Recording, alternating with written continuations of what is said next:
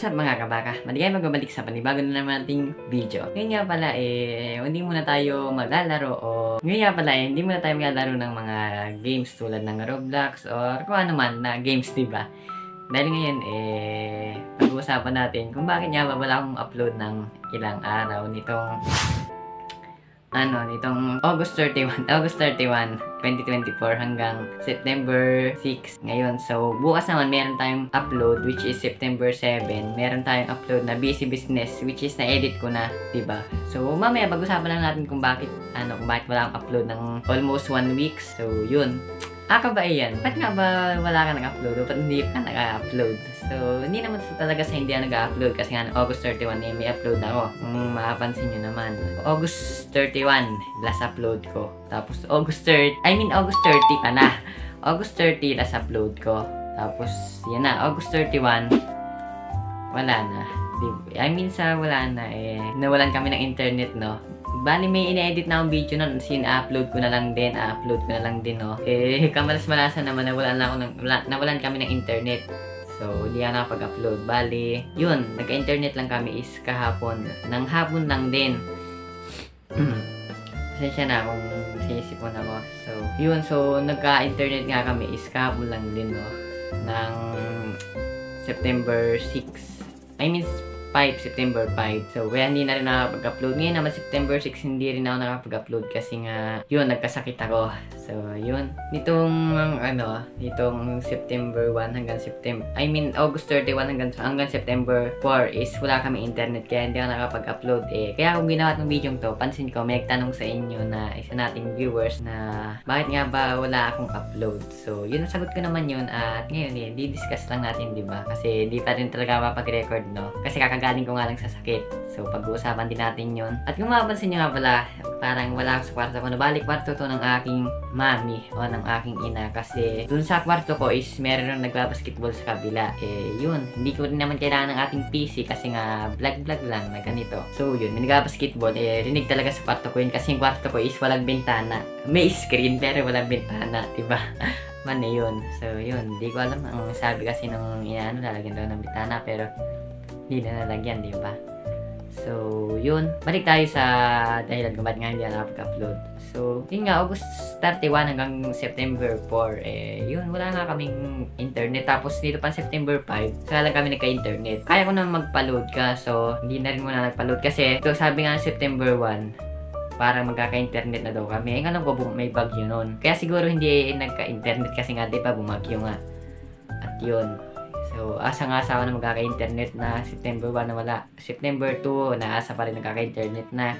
Wala din September 3 kasi nung umasa na ako magkaka-internet na. Pero wala pa din. September 4, asang-asa pa rin ako. Wala pa din. September 5, kung kaya na pag-isip-isipan ko nagpa-load ng malaki-laki. Which is, buti na lang hindi agad na napagpa-load.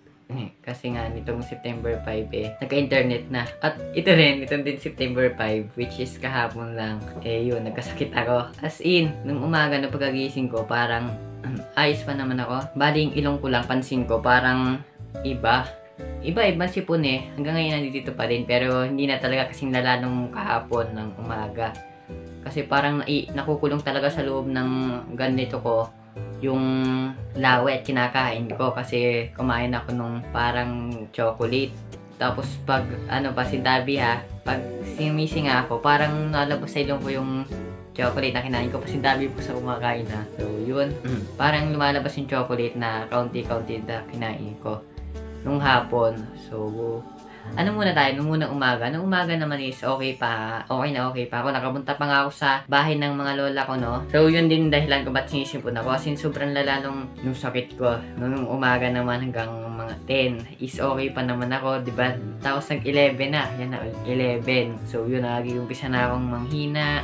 At yun nga, sumasakit na din ulo ko. Parang nakapatching pa yata ako, So, yun nga, 11:30 umuwi na ako, bali bumalik na ako dito kasi nga, di ba, nandito nga ako sa bahay ng mga lola ko kasi yun, nagpunta ako doon pinapunta ako ng daddy ko doon. So, pumunta ako, so umuwi na rin ako ng mga 11:30. Pumunta ako doon noong 9, mga 9, tapos umuwi na rin ako ng 11:30. Kasi nga yun nga, parang giniginaw na ako, nalalambot ako. So, pagka uwi ko, talagang humiga na agad ako kasi nga ginaw na ginawa ko. At yun, so talagang parang hinang-hina ako, nalalambot ako. So, hanggang mag-1, nakahiga ako kasi iba talaga yung pakiramdam ko, ibang iba. Sabay nung kakain na kami, ginising na ng aking mami para kumain ako ng aking ina. Kasi yan ang mami talaga, tawag ko sa akin, mami at daddy. So, ganyan yung tawag ko. Hindi naman sa party ha. Sanay lang talaga ako. So, yun. Nga, makakain na kami. Grabe, parang hindi talaga makagalaw nung bababa ako. Kasi nga kakain. Talagang nanlalambot na talaga ako. Sinalambot na ako. Diba yan? Pagkatapos ko kumain, uwi na muna ng gamot. Then, parang gumaling-galing na. Umayos-ayos na nga yung pakiramdam. Parang umuwi na talaga. Napaglaro pa nga kami ng aking kuya bago pagkatapos namin kumain, naglaro pa kami ni kuya. Tapos yun, mga bandang 3 na. Visit na yan, lumigo ako. Kakagaling ko lang sa lagnat. Yun. Lumigo ako, visit. Pagkadigo ko, mga isang oras na makalipas. Giniginaw na uli ako as in. Sobrang sobrang lamig at yun nga kaya ganito yung buhok ko, no. Hindi talaga nakatulog kaninang madaling araw. So yun, lamig na lamig talaga ako. So pumunta ulit ako doon sa mga bahay ng mga lola ko kasi may bibigay sa akin dapat ang aking dati, kaso ngayon na lang daw. As in yun. Pero ngayon wala pa din. Kailangan natin pag-usahan ka na yun. Pero hanggang ngayon wala pa din.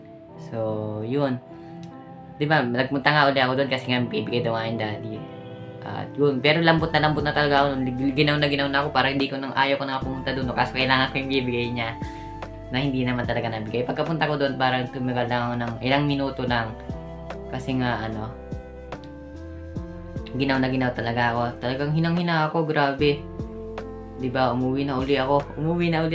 Magaling na ako ha, lumigo lang ako noon. Magaling na ako nung tanghali, tapos lumigo lang ako sa kauli ng hinang-hina. So, yan, di ba? Umuwi na nga ako, kagaling ko lang sa mga daddy ko, lola ko, at hinang-hina ako. So, yun.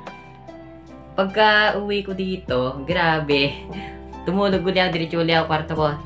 Walang bumuli ako ng kumot kasi ginaw na tayo. Grabe na yun. Hanggang 8, hanggang kumain kami. Grabe. Halos nung nakain ako, hindi ako makakain. Nung kakain na kami. As in, ang sobrang sakit ng likod ko, trangkaso daw yung sabi ng aking mami. Trangkaso nga, parang trangkaso nga yun. Hindi ko na talaga alam ang tawag, hindi ako sure kung trangkaso yun ha. Kasi, parang yung narinig ko sa aking, mami o ina.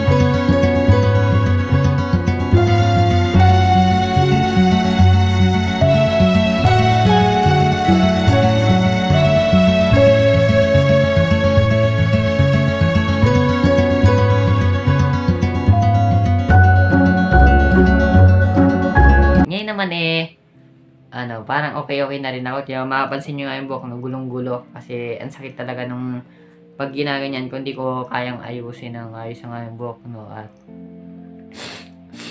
yun, so sana naintindihan nyo kung bakit wala akong upload. Hindi sa tinatamad na ako mag-YouTube ha, as in gawa nga lang nun. As in 7 days na walang internet. Tapos ngayon, hindi ko alam, basta may upload ako bukas yung busy business na edited na hindi ko lang na-upload kasi nga nawala na ng internet. Tapos ito, upload ko is baka mga September 8. Kasi, yun nga, edit pa ako. At sobrang sakit din ng mata ko, lalo na kaninang umaga, no?